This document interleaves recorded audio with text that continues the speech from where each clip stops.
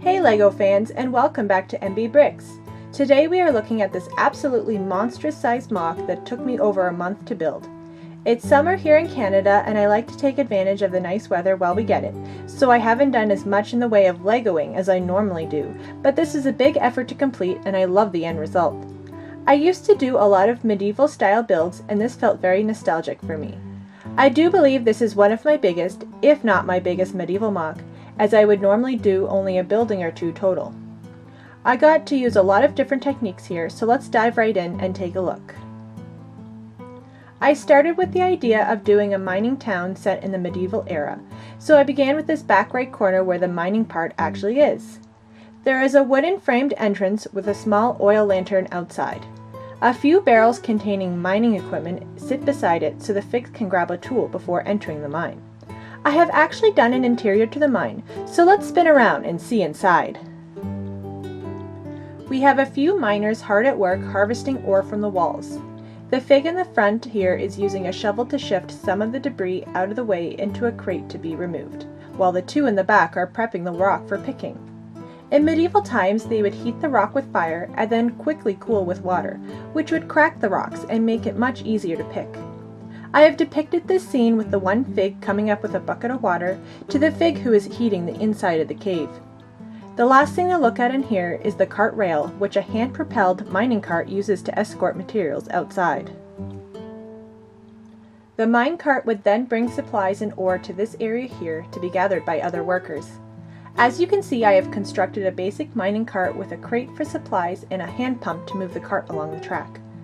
Right in front here is the mining house where Figs watch out for incoming carts. I have used a common medieval style build for all the buildings in this MOCS.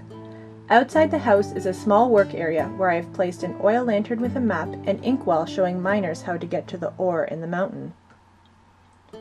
Coming towards the front, the Blacksmith Shop is set up right close to where the ore is dropped off for easy access. The blacksmith himself is outside near his outdoor shop area, which hosts an outdoor fireplace used for smelting metal. A few barrels of completed tools and weapons are nearby. This is a two-story building with a similar design to the mining house.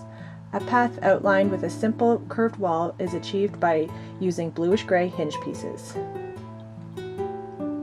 If we follow the forked path in the other direction, we come to the town's tavern. The tavern is called the Captain's Daughter, which Fix can see by the sign at the main door.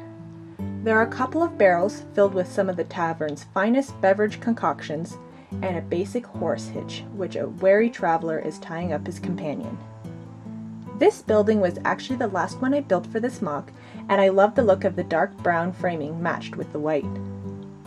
The courtyard out the one side has a large feast happening with an assortment of food and beverages. There is a lot of glass clinking, drinking, and even courting, much to this one lady Fig's trepidation. Towards the back of the tavern, we see a large covered cart parked, full of supplies, a custom-built tree, which I am pretty proud of, and will be showing a tutorial on how I did it, and a small well surrounded by another curved wall. Another custom tree built the same way leads to the path up the side of the hill. A few mountain goats watch passing travelers. The last stop is at the bakery in town. The building itself is the most basic of them all, but is well maintained. Beside the bakery is the market area, where a mother and her two children are picking out a pie to take home. The daughter has picked out the fancy one, with the strawberries on top. The fence here is made using flexible two pieces threaded through headlight bricks. Our last stop is beside the market area where there is a large windmill. Wind was a strong use of natural power as there were no electrical powered equipment in medieval times. They used mills for a variety of things, but in this case they used it to ground corn and wheat into flour. Since it uses the power of the wind, I have made it so that it can rotate to catch the wind in whatever direction it is blowing to spin the blades, causing the machinery to work inside. And that finishes up touring this large MOCS. I hope you have enjoyed traveling back to the medieval ages with me, as this is one of my favorite themes to build in. If you like this build, please consider subscribing for more content.